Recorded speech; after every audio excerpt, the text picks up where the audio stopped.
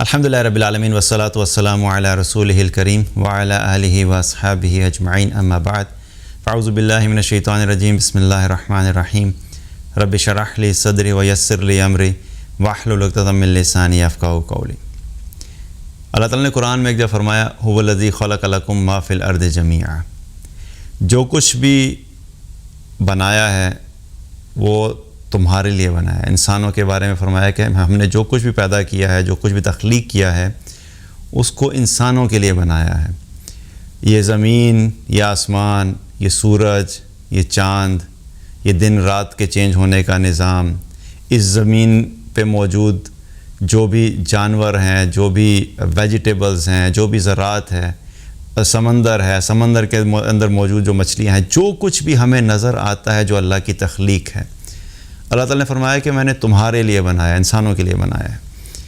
اور ایک اور جگہ اللہ تعالیٰ نے انسانوں کے بارے میں کیا فرمایا، وما خلقت الجن والانس الا لیعبدون، اور انسانوں اور جنوں کے بارے میں فرمایا کہ میں نے انسانوں اور جنوں کو اپنی عبادت کے لیے بنایا ہے۔ تو انسانوں اور جنوں کی تخلیق کے علاوہ جو کچھ بھی اللہ سبحانہ تعالیٰ کی ہمیں تخلیق نظر آتی ہے، اس کا مقصد کیا ہے کہ وہ انسانوں کے لیے پیدا کیا تاکہ انسان اپنی ضروریات اس سے پوری کر سکیں۔ تو انسانوں کے علاوہ باقی تمام تخلیق کیا ہے، وہ انسانوں کے لیے ضرورت کے درجے میں ہے۔ اور انسانوں کا پیدا کرنا کیا ہے، اس کا مقصد کیا ہے کہ اللہ کی عبادت کرنا۔ تو اگر ہم یہ دیکھیں تو ایک طرف جو تمام چیزیں ہمیں نظر آتی ہیں وہ ہماری ضرورت ہے، اور ہمارا جو مقصد زندگی ہے وہ اللہ کی عبادت اور اللہ کی اطاعت ہے۔ انسانوں نے ایک بہت بڑا دھوکہ کھایا، اور وہ دھوکہ کیا ہے کہ مقصد اور ضرورت کا جو فرق تھا اس کو ہم نے بھلا دیا۔ ہم نے ضروریات کو مقصد بنا لیا اور مقصد کو بالکل ہی فراموش کر دیا، اور اس کی وجہ سے کیا ہوا کہ آج انسانیت جس جگہ پہ موجود ہے، ہم اس کے واضح اثرات دیکھ سکتے ہیں کہ اس بیسک کانسیپٹ سے ہم دور گئے تو انسانوں نے اپنی زندگی کو اس دنیا میں رہتے ہوئے اتنا مشکل بنا دیا ہے کہ انسانوں کے اندر سیٹسفیکشن نہیں ہے، انسانوں کے اندر سکون نہیں ہے۔ وہ تمام چیزیں جو ضروریات زندگی تھیں ان کو مقصد زندگی بنایا، اور پھر اس مقصد کو حاصل کرنے کے باوجود بھی انسان ناکام محسوس کرتا ہے، کیونکہ اس نے اپنے اصل مقصد کو چھوڑ دیا۔ اور جو انسان آج بھی اس دنیا میں رہتے ہوئے اس مقصد اور ضرورت کے فرق کو سمجھتا ہے، اور دنیا کی تمام چیزوں کو ضرورت کے درجے میں رکھتا ہے، اور اللہ کی اطاعت اور اللہ کی فرما برداری کو اپنے مقصد کے درجے میں رکھتا ہے، تو ایسے انسان دنیا میں بھی ایک اچھی زندگی گزارتے ہیں، اور ایسے انسان مرنے کے بعد آنے والی زندگی میں بھی اللہ سبحانہ تعالیٰ ان کو کامیابی عطا فرمائے گا۔ تو ایک بہت بڑا دھوکہ ہمارے لیے کیا ہوا کہ ہم نے ضرورت اور مقصد کو مکس کر لیا۔ ہمیں اس چیز کے بارے میں کلیئرٹی رکھنی ہے اپنی لائف میں کہ آپ کو ہمیشہ یہ پتہ ہونا چاہیے کہ آپ کے لیے ضرورت کیا ہے اور مقصد کیا ہے۔ اور یہ آئیڈیا اور یہ کلیئرٹی آپ کو کہاں سے آئے گی؟ یہ آپ کو اس دنیا کی کتابیں نہیں بتائیں گی، یہ آپ کو مینجمنٹ کی بکس نہیں سکھائیں گی، یہ آپ کو IT کی بکس نہیں سکھائیں گی، یہ آپ کو فائنینس کی بکس نہیں سکھائیں گی۔ دنیا کی کوئی کتاب آپ کو آپ کے مقصد اور ضرورت کا فرق نہیں بتا سکتی۔ وہ کتاب ایک کتاب ہے، وہ ہے اللہ کی کتاب۔ قرآن ہے جو آپ کو یہ سمجھائے گا اور بتائے گا کہ دیکھو اپنے مقصد کو بھی سمجھنا اور اپنی ضروریات کو بھی سمجھنا۔ اسی لیے اللہ سبحانہ تعالیٰ نے یہ جو ساری دنیا جس کو آج ہم مقصد بنائے بیٹھے ہیں، تو جو ضرورت تھا اس کو ہم نے مقصد بنایا، اور وہ مقصد اصل میں دھوکہ ہے۔ اللہ سبحانہ تعالیٰ نے اس دنیا کے متعلق قرآن میں، اس دنیا کی زندگی کے متعلق بہت ساری جگہ پہ اس کی حقیقت کو بیان کیا تاکہ ہم اس سے دھوکہ نہ کھا سکیں۔ اللہ تعالیٰ نے قرآن میں فرمایا وَفَارِحُ بِالْحَيَاةِ الدُّنْيَا وَمَا الْحَيَاةُ الدُّنْيَا إِلَّا مَتَاعٌ يَا قَوْمِ إِنَّمَا هَٰذِهِ الْحَيَاةُ الدُّنْيَا مَتَاعٌ وَإِنَّ الْآخِرَةَ هِيَ دَارُ الْقَرَارِ كَلَّا بَلْ تُحِبُّونَ الْعَاجِلَةَ وَتَذَرُونَ الْآخِرَةَ بل تؤثرون الحیات الدنیا والآخرۃ خیر وابقیٰ فما الحیات الدنیا الا متاع الغرور۔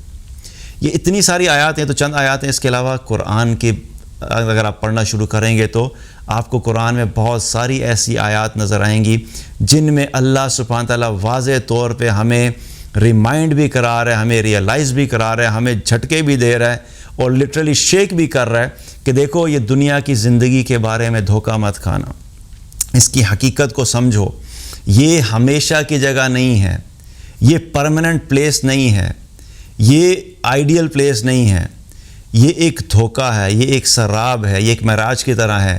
تم جتنا اس کے پیچھے بھاگو گے یہ اتنا ہی تم سے آگے بھاگتے چلے جائے گی۔ تم اس کو جب تمہیں محسوس ہوگا کہ میں اس کے قریب آ گیا ہوں، یہ تم سے اور آگے چلی جائے گی۔ اور ساتھ ساتھ اللہ نے بتایا کہ دیکھو اصل حقیقت آخرت ہے، اصل زندگی مرنے کے بعد شروع ہونی ہے۔ یہ زندگی صرف اور صرف چند عرصے کا سامان ہے، متاع قلیل ہے۔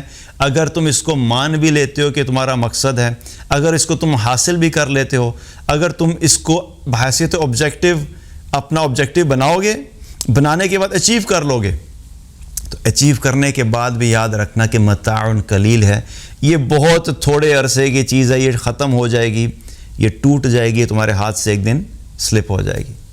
تو دنیا کے دھوکے میں مت آنا، یہ ایک اتنا امپورٹنٹ سبجیکٹ ہے جس کو ہمیں اپنی لائف میں ریئلائز کرنا ہے کہ یہ دنیا کی جو زندگی ہے اس کی ریالٹی کو ہمیشہ سمجھنا۔ اور یہ جو ریالٹی ہے، یہ دنیا کی زندگی ہے جس سے ہم دھوکہ کھاتے ہیں، اس کی اگر حقیقت دیکھی جائے تو آج ہم جس دور سے گزر رہے ہیں اس میں آج تو ہماری زندگیاں تھوڑی سی ہیں اس امت کی جو ایوریج لائف ہے وہ کیا ہے 60 to 70 ایئرس، 60 سے 70 سال ہماری ایوریج لائف سپین ہے۔ ہم سے پہلے جو امتیں گزری ہیں، خاص طور پہ نوح علیہ السلام کی امت، جو کہ آدم علیہ السلام کے قریب کی جو امتیں تھیں ان کے بعد کی، ان کے جو لائف سپین ہوتے تھے وہ بڑے لمبے ہوتے تھے، کئی سو سال کی زندگیاں ان کی ہوتی تھیں، اور ان کئی سو سال زندگیاں گزارنے کے باوجود بھی وہ اس دنیا سے چلے گئے۔ اور قرآن میں ایک جگہ پہ آتا ہے کہ قیامت والے دن اللہ سبحانہ تعالیٰ جب مجرمین سے پوچھے گا کہ تم نے دنیا میں کتنا عرصہ گزارا، تو ان کا جواب کیا ہوگا؟ اب یہ مجرمین جو ہیں صرف اس امت کے نہیں ہیں، اس امت میں بھی جن کی 60-70 سال کی زندگی ہے، اس میں سے بھی جو مجرم کی کیٹیگری میں آئیں گے، اور نوح علیہ السلام کی امت اور اس وقت کے دور کے لوگ جو کہ کئی سو سال جن کی زندگی تھی ان میں سے بھی بہت سے مجرم تھے۔ تو جب اللہ سبحانہ تعالیٰ مجرمین سے پوچھے گا کہ تم نے دنیا میں کتنا عرصہ گزارا، تو آگے سے یہ جواب نہیں دیں گے کہ ہم 400 سال گزار کے آئے، 500 سال گزارے، 100 سال گزارے، 60 سال گزارے، 70 سال گزارے۔ ان کا جواب کیا ہوگا؟ ما لبثوا غیر الساعۃ، ہم دنیا میں صرف ایک پل رہے تھے، ایک پل۔ So that is the reality of this life. چاہیے 60 سال، 70 سال، 100 سال کی لگ رہی ہے، اس کو یاد رکھنا کہ یہ ایک لمحہ ہے۔ اگر ہم نے اس لمحے کو پا بھی لیا تو ایک دن ہمارے ہاتھ سے نکل جائے گا۔ اور یاد رکھنا کہ جو آنے والی زندگی ہے وہ ہمیشہ کی زندگی ہے۔ ایسا نہ ہو کہ اس ایک لمحے کے دھوکے میں آ کے ہم ہمیشہ والی زندگی کو اپنے ہاتھ سے چھوڑ دیں اور اس ایک لمحے کو پا لیں لیکن آخرت ہاتھ سے نکل جائے۔ اور آخرت جو ہے، اللہ نے قرآن میں کیا فرمایا ہے بار بار آخرت کے بارے میں، کہ آخرت جو ہے وہ حقیقت ہے۔ دیٹ مینس کہ جو کمپیریزن ہے، یہ دنیا کی زندگی ایک دھوکہ ہے اور آخرت کی زندگی ایک حقیقت ہے۔ اور شیطان کیا کرتا ہے؟ شیطان ہمیں ریورس چلاتا ہے۔ وہ ہمیں کیا دکھاتا ہے؟ وہ دکھاتا ہے کہ دنیا کی زندگی حقیقت ہے۔ تم کیسے کہہ سکتے ہو یہ دھوکہ ہے؟ دیکھتے نہیں ہو کہ تمہارا دوست جو ہے وہ پڑھ کے اس نے زبردست ایجوکیشن حاصل کی تھی اور وہ دیکھو ایک کارپوریٹ آرگنائزیشن کے اندر، ایک ملٹی نیشنل کے اندر، ایک مینیجریل پوزیشن کے اندر ہے، وہ تو مال اس کا دیکھو، اس کی گاڑی دیکھو، اس کا گھر دیکھو، اس کی ڈریسنگ دیکھو، اس کا لائف سٹائل دیکھو، تم کہتے ہو یہ دھوکہ ہے۔ اور تم اپنے حالات دیکھو کہ تم اپنی آخرت کے پیچھے لگے ہوئے ہو اور آخرت کو حاصل کرنے کے لیے تم اس قسم کی حرکتیں نہیں کرتے جو کہ وہ کرتا ہے، اس پوزیشن تک پہنچنے کے لیے اس نے کیا۔ نہ حلال حرام کا فرق رکھا، نہ جائز ناجائز کا فرق رکھا، بس اس کے دماغ پہ ایک ہی خط سوار تھا کہ میں نے اس دنیا میں رہتے ہوئے میں نے بہت آگے نکلنا ہے، اور ایک آگے جانے کے لیے مجھے چاہے جس مرضی راستے کو اپنانا پڑے میں اس کو اختیار کروں گا۔ اور اس نے حلال حرام کا لحاظ رکھے بغیر جو ہے وہ آج تو ایک بہت بڑے مقام پہ پہنچ گیا۔ اور تم آج بھی بیٹھے یہ باتیں کرتے ہو، نہیں دیکھو یہ حرام ہے، میں نہیں کر سکتا، میں رشوت نہیں لے سکتا، میں حرام نہیں کر سکتا، میں ایسی آرگنائزیشن میں جاب نہیں کر سکتا جو کہ شریعت کے اگینسٹ ہے، اور تم اتنی کمپلیکیٹڈ قسم کی لائف اپنے لیے گزار رہے ہو، اور تم دیکھو اپنے حالات دیکھو، تم چھوٹے سے ایک جگہ پہ رہ رہے ہو، مشکل سے تمہارا گزارا ہوتا ہے، تو اصل میں تو دھوکہ تم نے کھایا ہے۔ اس کی لوگ عزت بھی کرتے ہیں، اس کو لوگ پسند بھی کرتے ہیں، اس کی ٹھاٹ باٹ بھی ہے، اس کا سوشل سرکل میں بڑا نام بھی ہے، اس کی ایگزامپلز دی جاتی ہیں، دیکھیں جی اس کا گھر دیکھیں، اس کی گاڑی دیکھیں۔ تم نے کیا حاصل کیا؟ تم اپنی آخرت کے بارے میں ہی فکر مند ہوتے ہوئے آج ایک ایسی زندگی گزارے، تمہیں تو کوئی جانتا بھی نہیں ہے، تمہاری تو کوئی سنتا بھی نہیں ہے، تمہاری تو کوئی ویلیو بھی نہیں ہے، تمہارا تو کوئی مقام بھی نہیں ہے، تو دھوکے میں تو تم ہو۔ تو یہ وہ سچویشن ہوتی ہے جہاں پہ ہمیں پھر کیا ہے کہ ہمیں قرآن جو ہے وہ ہمیں وہ راستہ دکھاتا ہے کہ صحیح کیا ہے اور غلط کیا ہے۔ ساری دنیا مل کے بھی کسی چیز کو حقیقت کہنا شروع کر دیں، لیکن اللہ نے اگر اس کو دھوکہ کہا ہے تو وہ دھوکہ ہے۔ ساری دنیا مل کے اگر کسی دھوکے کو حقیقت کہنا شروع کر دیں، اگر اللہ نے کہا ہے وہ دھوکہ ہے تو وہ دھوکہ ہے، اور ساری دنیا مل کے کسی دھوکے کو حقیقت کہنا شروع کر دیں، لیکن ان کے کہنے کی وجہ سے وہ دھوکہ حقیقت تبدیل نہیں ہو سکتا۔ آخرت جو ہے وہ حقیقت ہے، دنیا جو ہے وہ دھوکہ ہے، اور دنیا کے دھوکے میں سے بہت ساری چیزیں دھوکہ ہیں۔ اللہ سبحانہ تعالیٰ نے اس کے بارے میں بتایا کہ جو آزمائش ہے وہ کن کن چیزوں کے اندر ہے۔ اس کی اللہ تعالیٰ نے قرآن میں ایک ہی جگہ پہ جو ہے وہ مختلف چیزوں کا ذکر کیا کہ جن کے ذریعے سے اللہ سبحانہ تعالیٰ آزماتا ہے۔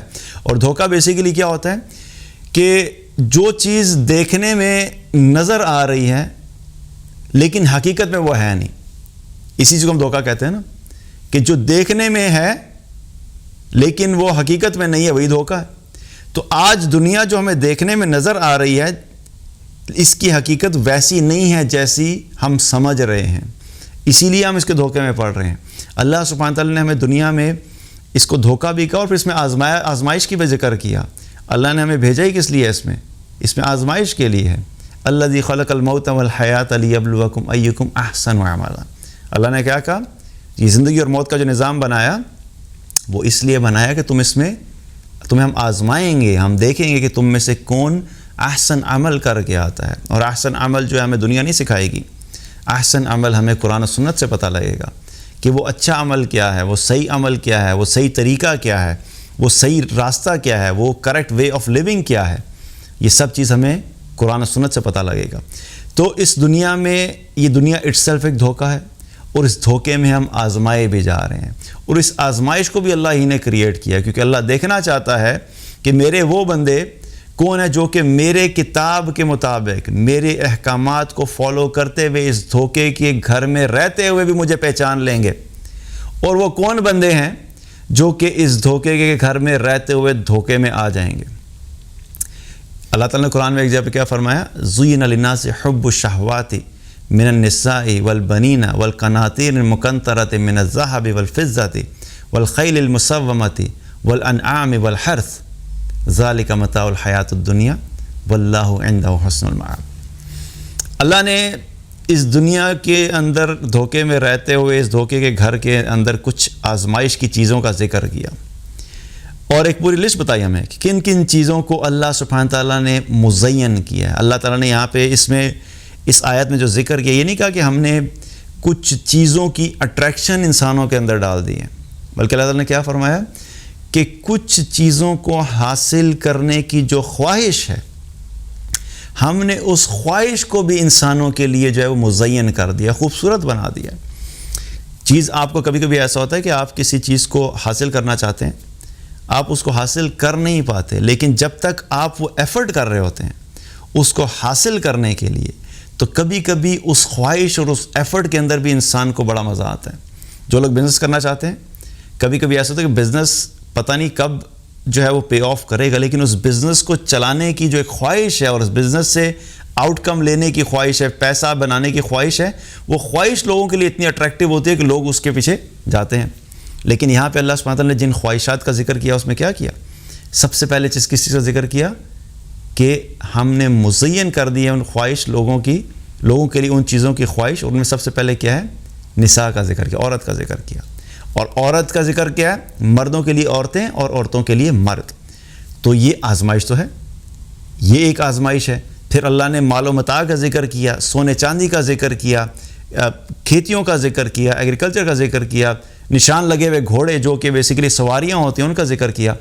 لیکن اللہ نے پھر آخر میں کیا فرمایا کہ یہ تم اگر حاصل کر بھی لوگے تو یہ دنیا کی زندگی کا بہت تھوڑا عرصے کا سامان ہے، اور اللہ سبحانہ تعالیٰ نے آخرت میں تمہارے لیے بہت بہترین رکھا ہوا ہے۔ یہ سب حاصل کر کے بھی تم اعلیٰ چیز نہیں پا رہے، کوئی تمہاری ساری خواہشات اگر پوری ہو بھی گئیں تو ایسا نہیں ہے کہ تم نے کوئی بہت بڑا کمال کر لیا، کیونکہ یہ ساری دنیا کی زندگی کی ساری چیزیں بھی تم اگر ایک جگہ پہ اکٹھی کر لو تو تمہارے لیے کوئی بڑا کمال نہیں ہے، کیونکہ آخرت جو ہے وہ اتنی کمال چیز ہے کہ ساری دنیا کی ساری نعمتیں اکٹھی ہو کے بھی آخرت کی اور جنت کی چھوٹی سی کسی نعمت کے برابر، ذرہ برابر نعمت اس کا بھی مقابلہ نہیں کر سکتی۔ اس پوری دنیا کی زندگی کے بارے میں کیا ہے؟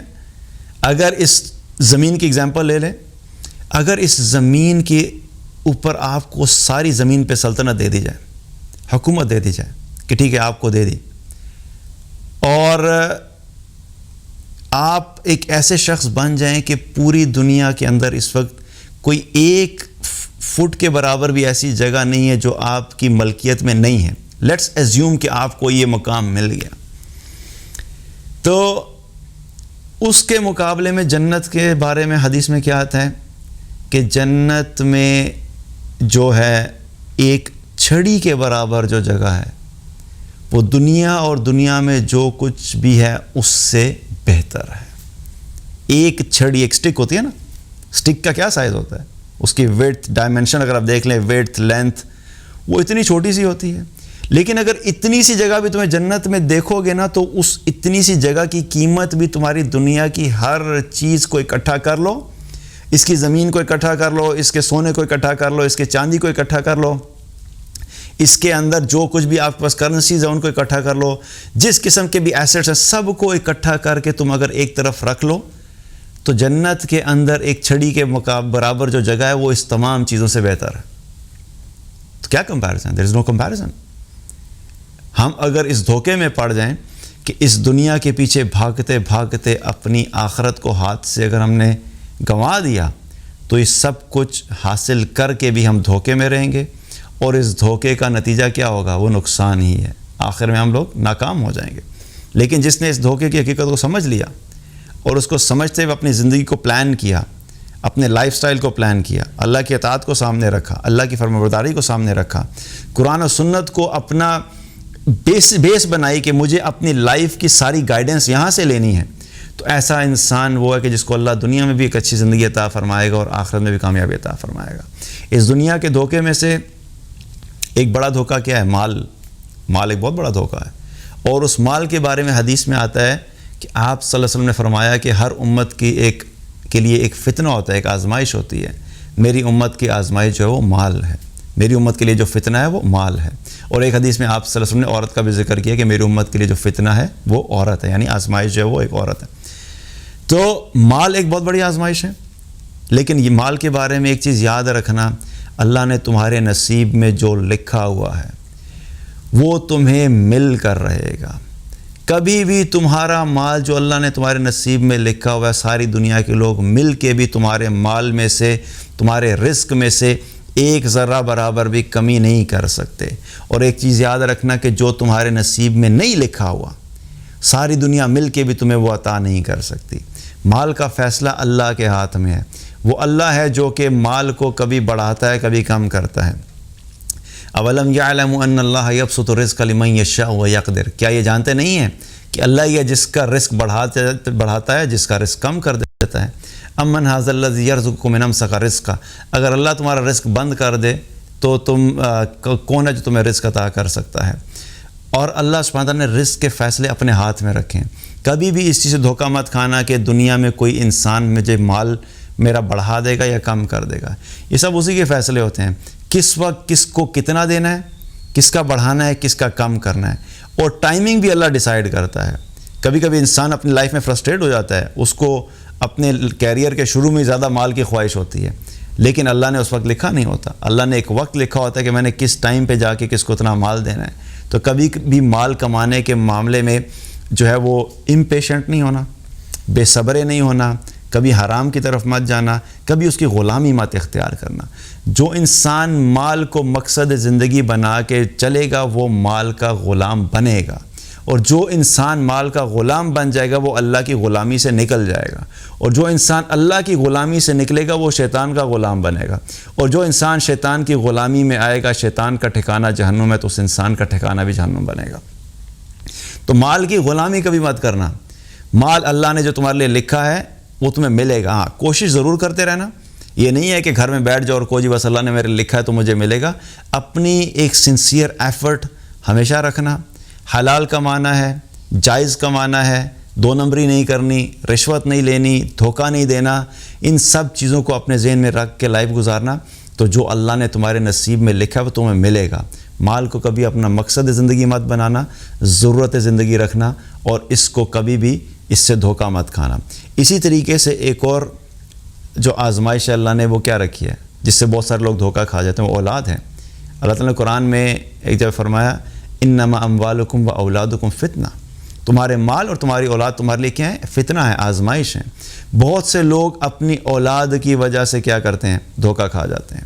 اپنے لیے حلال کما لیتے ہیں، جب اولاد ہوتی ہے تو اولاد کو اچھے سے اچھا دینے کے لیے کیا کرتے ہیں کہ ہم نے ان کو ایک ایسا لائف سٹائل دینا ہے، اس کو میں نے اعلیٰ اسکول میں پڑھانا ہے، اس کی ایجوکیشن اچھی ہونی چاہیے، برانڈڈ کپڑے ہونے چاہیے، لیٹسٹ سیل فونز ہونے چاہیے، یہ اپنے دوستوں کے سوشل سرکل میں سب سے زیادہ فیمس ہونا چاہیے، سارے دوست اس کی تعریفیں کریں۔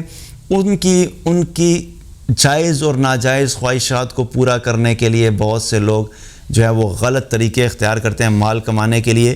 تو جو انسان اپنی اولاد کو سو کالڈ اچھی زندگی دنیا میں دینے کے لیے اللہ کو ناراض کرتا ہے تو یاد رکھیں کہ ایسی اولاد پھر کبھی بھی اس انسان کے لیے جو ہے اس کی آنکھوں کی ٹھنڈک نہیں بنتی۔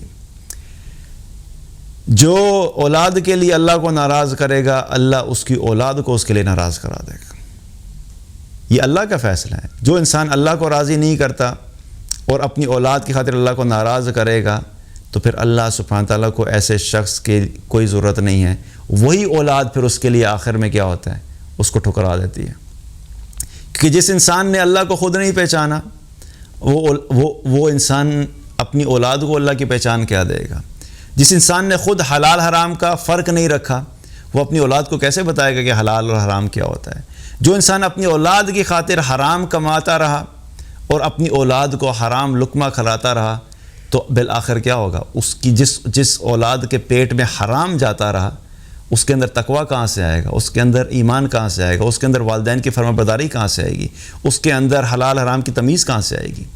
تو یہ والدین جو ہوتے ہیں بہت بڑا دھوکہ کھاتے ہیں اپنی اولاد کی وجہ سے۔ تو اولاد جو ہے، اولاد کا دھوکہ بھی جو ہے اس سے بھی ہمیں بچنا ہے۔ اولاد کو ہمیشہ جائز اور حلال طریقے سے ان کے لیے کمائی کرنی اور ان کے اوپر حلال ہی خرچ کرنا چاہیے۔ اسی طریقے سے ایک اور بہت بڑا دھوکہ ہے جو کہ لوگ اس دنیا میں کھاتے ہیں، وہ ہے وقت سے دھوکہ کھاتے ہیں۔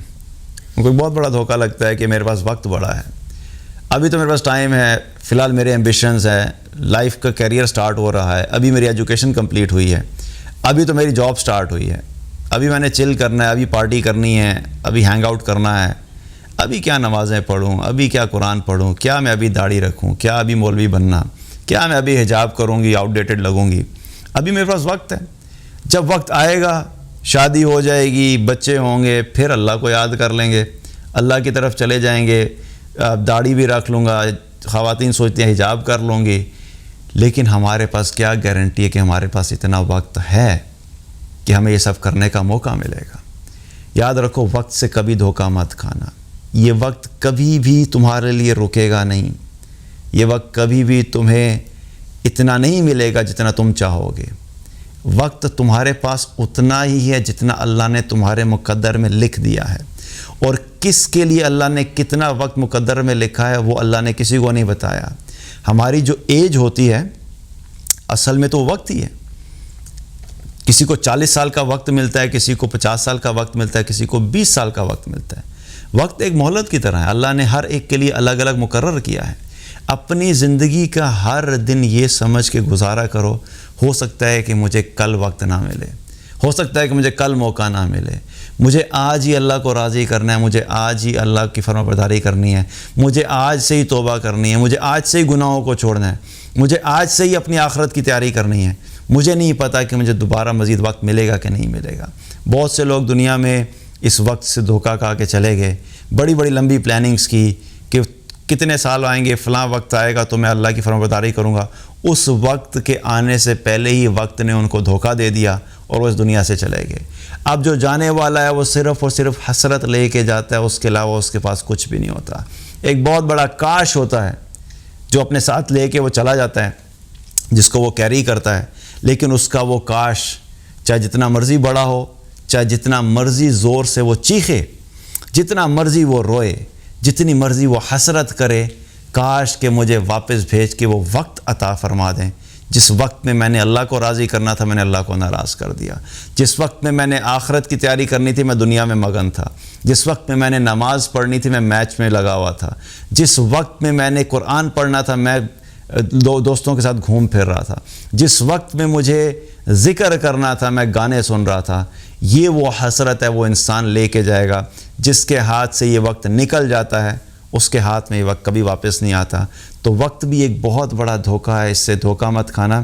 ہمیشہ اپنے آپ کو یہ ریمائنڈ کراتے رہو کہ میرے پاس وقت نہیں ہے، میرے پاس وقت بہت تھوڑا ہے، میرے پاس کوئی گارنٹی نہیں ہے کہ مجھے موقع ملے گا کہ نہیں ملے گا۔ اس مائنڈ سیٹ کے ساتھ جب زندگی گزارو گے تو تم اعمال میں جلدی کرو گے، تم توبہ میں جلدی کرو گے، تم اپنی آخرت کی تیاری میں جلدی کرو گے۔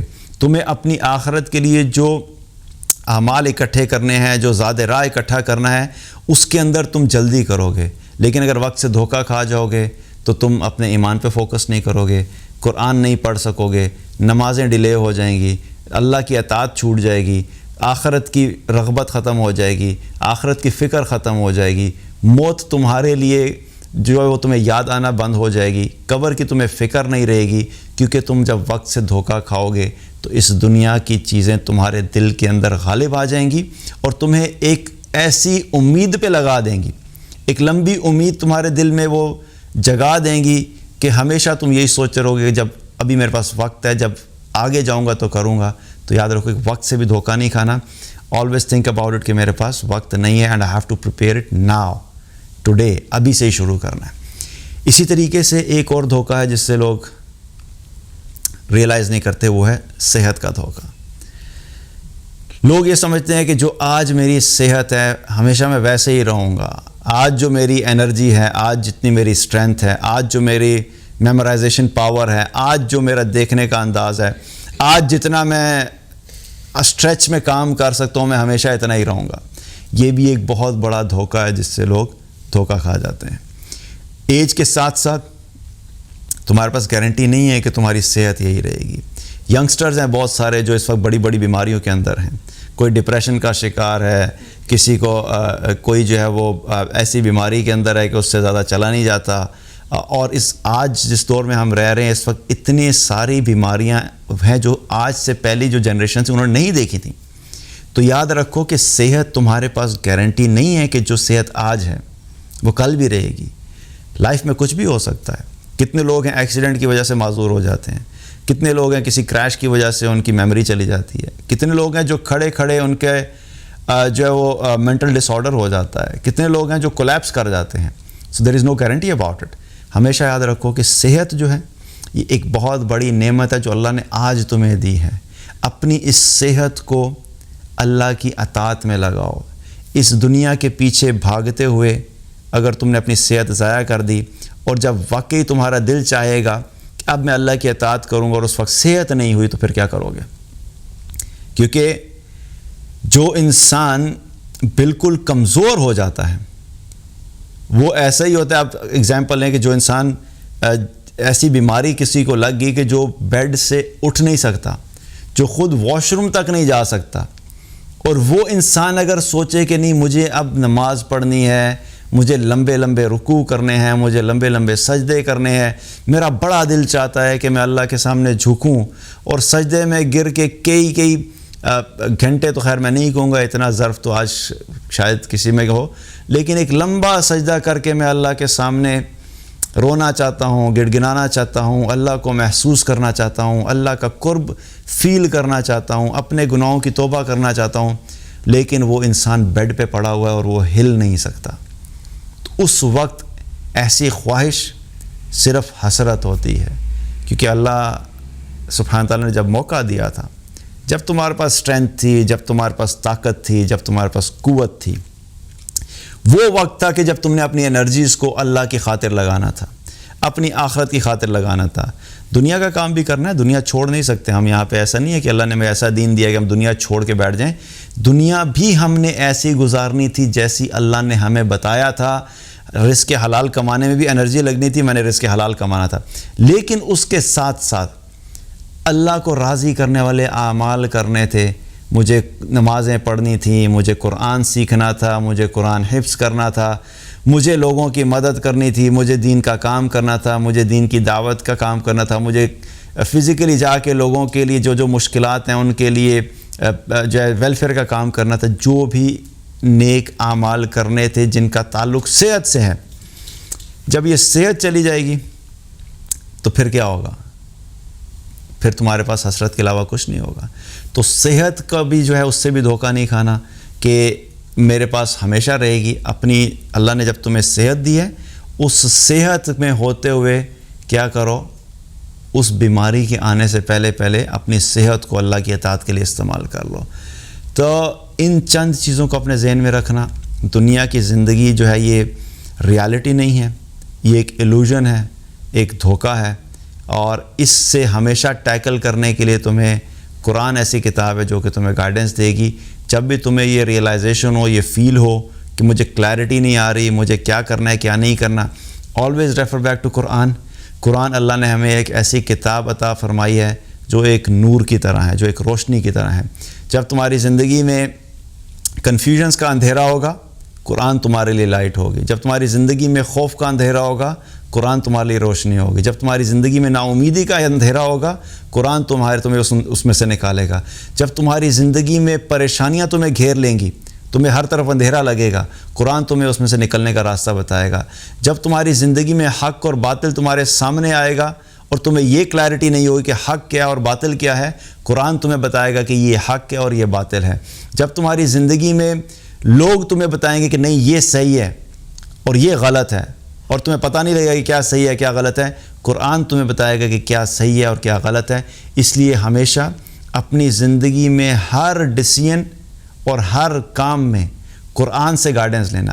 اگر قرآن تمہیں کسی ایک راستے کی طرف جانے کے لیے بتا رہا ہے کہ دیکھو یہ سچ ہے، یہ راستہ چلو، اگر اس راستے پہ تمہیں اکیلے چلنا پڑے تو اکیلے چلے جانا، کیونکہ یاد رکھنا جب تم اللہ کے قرآن کو بیس بنا کے اس راستے پہ چلو گے جو تمہیں لگ رہا ہے کہ جس میں تم اکیلے ہو، اس راستے پہ تمہارے ساتھ اللہ کی مدد ہوگی، اس راستے پہ تمہارے ساتھ اللہ کی طرف سے فرشتے ہوں گے، اس راستے پہ اللہ سبحانہ تعالیٰ تمہارے ساتھ متقین تمہارے ساتھ جو ہے وہ جوڑ دیں گے، لیکن اللہ تمہیں کبھی اکیلا نہیں چھوڑے گا۔ فرق صرف یہ ہے، جو انسان اللہ کے کلام کو اہمیت دیتے ہوئے، اللہ کے حکم کو اہمیت دیتے ہوئے اس پہ عمل کرتا ہے، تو وقتی طور پہ تو ہو سکتا ہے تمہیں تھوڑا سا مشکل لگے، لیکن اللہ کبھی بھی اپنے نیک بندوں کو اکیلا نہیں چھوڑتا، اللہ کبھی بھی اپنے ولیوں کو اکیلا نہیں چھوڑتا، اللہ کبھی بھی اپنی کتاب کے مطابق زندگی گزارنے والوں کو اکیلا نہیں چھوڑتا۔ ہمیشہ اپنے آپ کو اس قرآن سے کنیکٹڈ رکھنا۔ اس دنیا اور آخرت کے بارے میں جب بھی کبھی کنفیوژن ہو، اس قرآن کو پڑھنا، رسول اللہ صلی اللہ علیہ وسلم کی احادیث کو پڑھنا، تمہیں کلیئرٹی آ جائے گی، اور تم اس کو فالو کرنا جو قرآن و سنت کے اندر ہے، اس پہ کبھی مت چلنا جو کہ لوگ تمہیں بتا رہے ہیں۔ اللہ تعالیٰ سے دعا ہے کہ اللہ تعالیٰ ہم سب کو عمل کی توفیق عطا فرمائے اور اس دنیا کے فتنے سے اور دھوکے سے محفوظ فرمائے۔ بارک اللہ علیہ ولکم۔ السلام علیکم ورحمۃ اللہ وبرکاتہ۔